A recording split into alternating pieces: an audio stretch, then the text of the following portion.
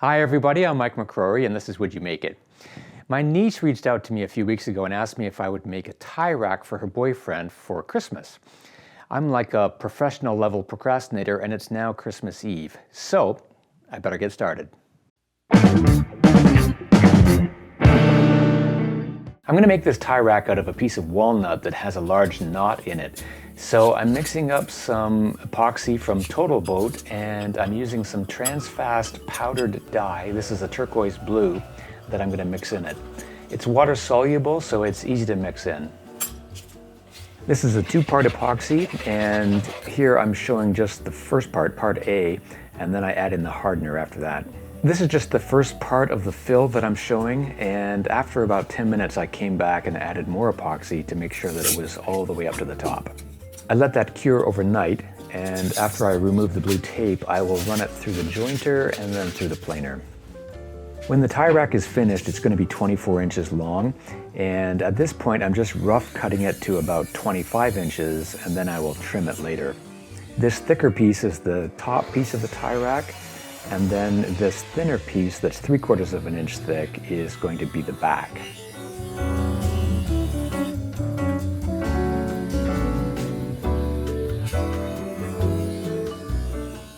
I'll run both pieces through the jointer and then both pieces through the planer. The top piece is going to end up about 1 inch thick, and the back piece will end up just right around 3/4 of an inch.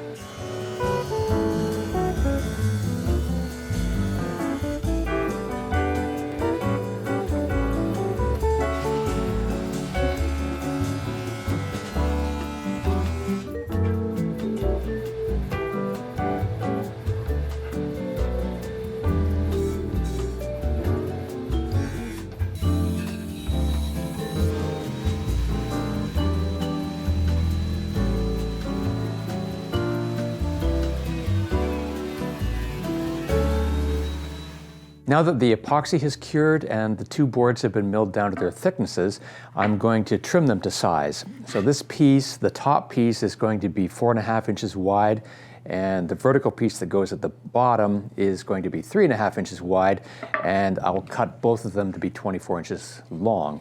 And then after I do that, I'm going to put this top piece on the CNC router, and I'm going to carve some pockets and put the boyfriend's initials in the corner.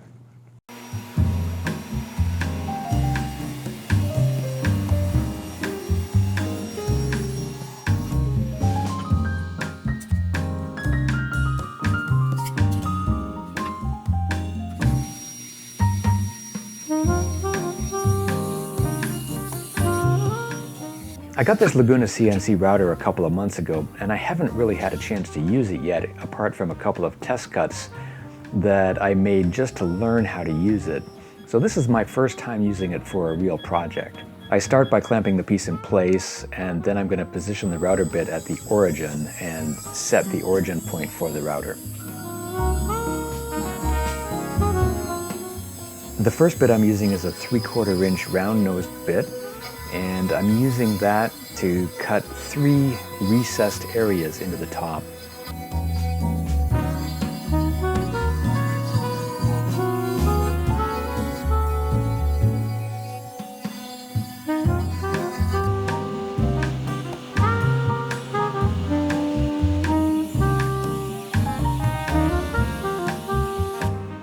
Next, I'm using a 1/32 inch bit, and I'm using that to carve the initials for my niece's boyfriend.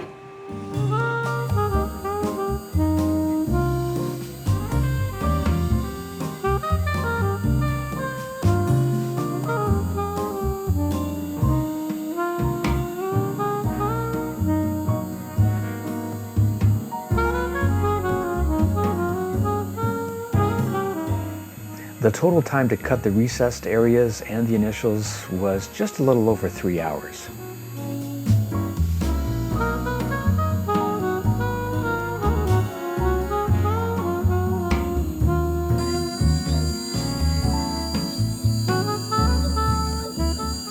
I'm not sure why these thin pieces of wood were left and not cut out by the router. It could be that the bit is not exactly 1/32 of an inch. It might be a little bit smaller, and that's why they were left. I'm really not sure. It looks like there are a few squares that are cut deeper in the corners of the letters, but those are just shadows that are cast by the lighting that I'm using. For the third and final cut that I'm going to make, I've got a 3/8 inch bit in place, and I'm going to cut 4 mortises along the back edge.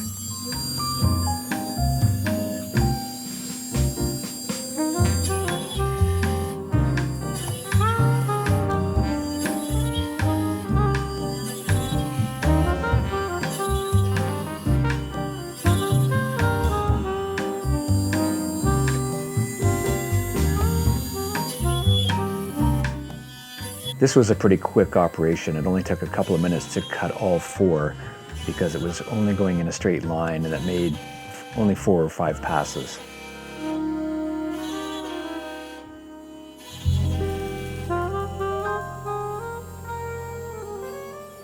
I was a little nervous with this since this was my first time using the CNC router for a real project, but everything turned out successfully.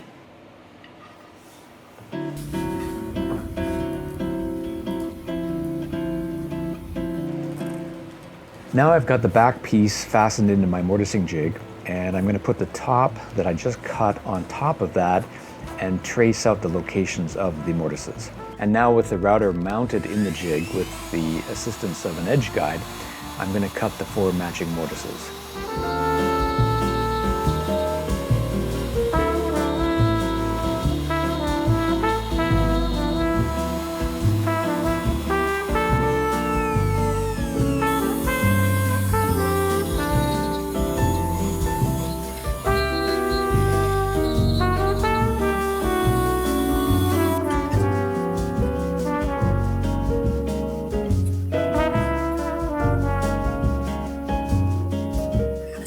After cutting the mortises with the router, I'm going to square up the ends of the mortises, and I'm going to do that by hand with a chisel.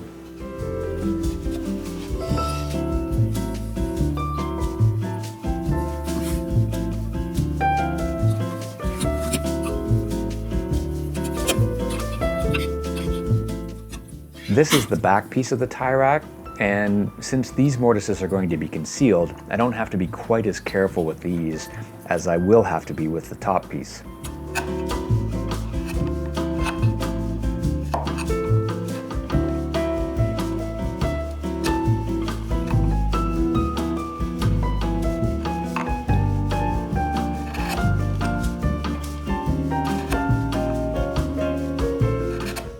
And now with the top piece in the vise, I'm going to repeat the same process, but I'm going to proceed much more carefully to make sure that I have very straight edges and sharp corners.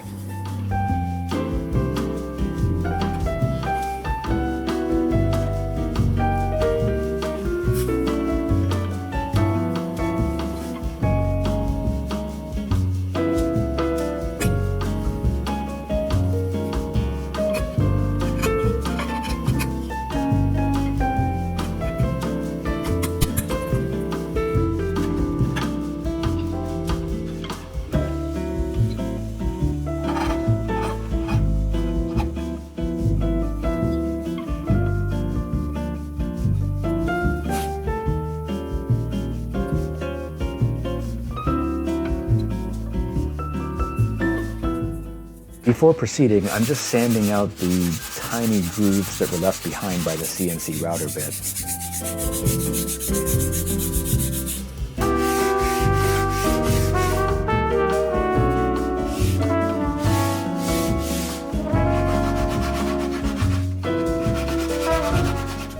I have a scrap piece of cherry that I'm going to use for the tenons, and I'm just checking here to make sure that it's thick enough and wide enough, and it is.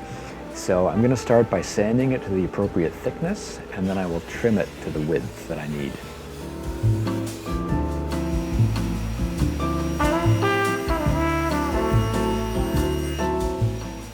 I want a tight fit, and I don't want to risk cutting it any further with the table saw because it's almost a perfect fit.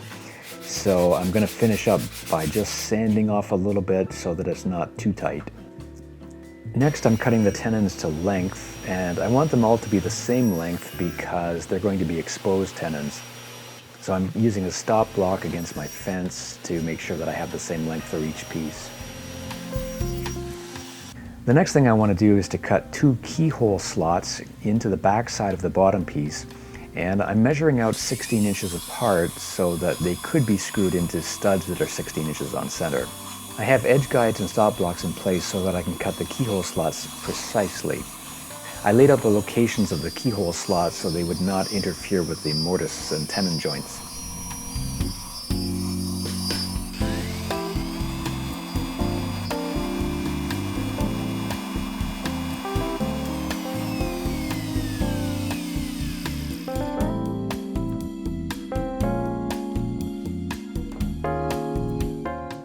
I'm going to insert cherry dowels into the front side of the bottom piece, and the dowels are what the ties will hang over. I've drawn lines that are 1 inch apart, and I have 2 rows of dowels. There's a top row and a bottom row. So in fact, each dowel on a single row will be 2 inches apart. I'm going to drill holes at a 15-degree angle, and I'm using a 1/4 inch drill bit because I'm using 1/4 inch dowel.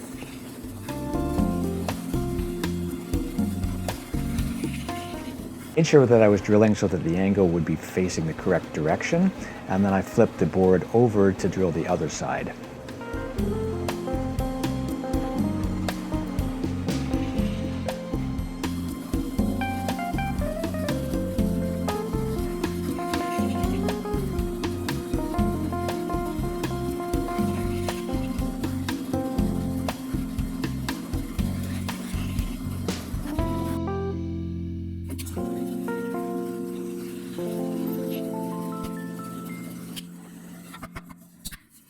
And now I'm cutting each of the dowels, and I want each one to be the same length, so I'm using a stop block on the fence. And it's pretty easy to cut these on the bandsaw.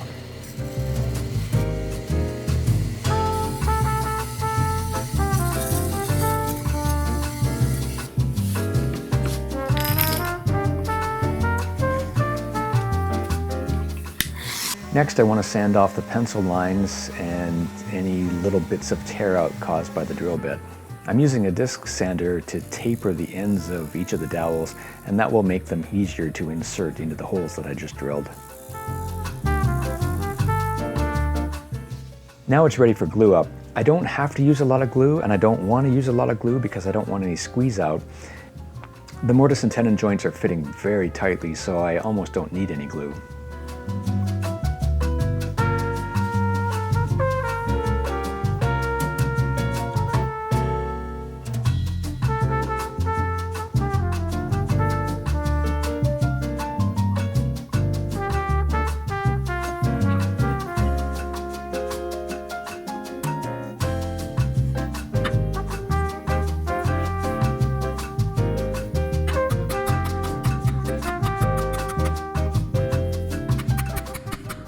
And everything fits tightly enough that I have to tap it into place. This is a pretty soft hammer, and I was tapping gently, so I was not concerned about bruising the walnut. And then at the end, I will pull everything tightly together with clamps.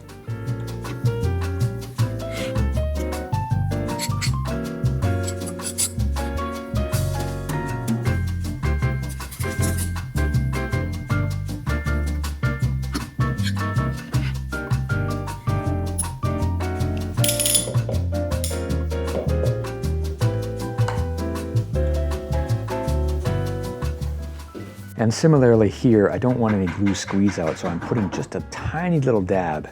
Again, I almost don't need any glue because they fit so tightly, but I don't want to be concerned with expansion and contraction of the wood, and I think just a tiny little dab of glue will be sufficient. The fit is so tight that I have to tap them into place to make sure that each one is fully seated.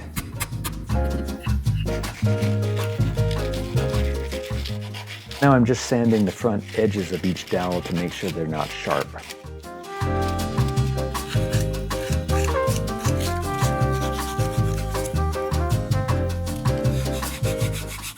And now for each of the tenons, I am using a piece of sandpaper and a small flat piece of wood to bevel the top edges.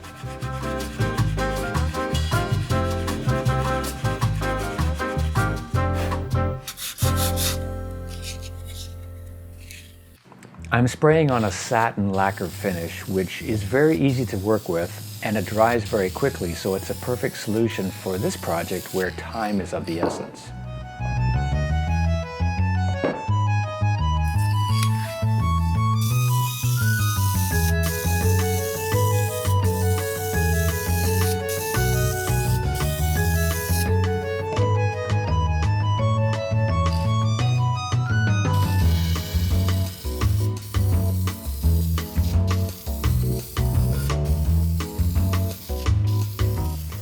The last thing I'm going to do is insert some 3mm brass rods to hold belts. And I'm going to put 2 on each end of the tie rack and 1 in the very middle. I'm using a 1/8 inch drill bit, which is a little bit larger than 3mm. So when I insert the brass rods, I'm going to use just a little dab of CA glue to hold them in place.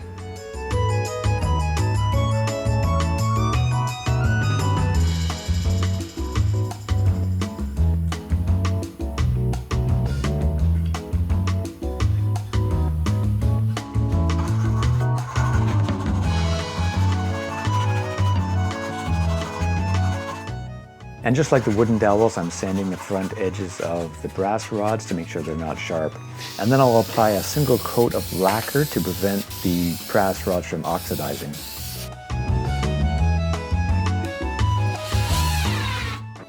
And I just set up this sheet of plywood with a couple of screws mounted 16 inches apart, just so that I could stage the tie rack to show you what it would look like.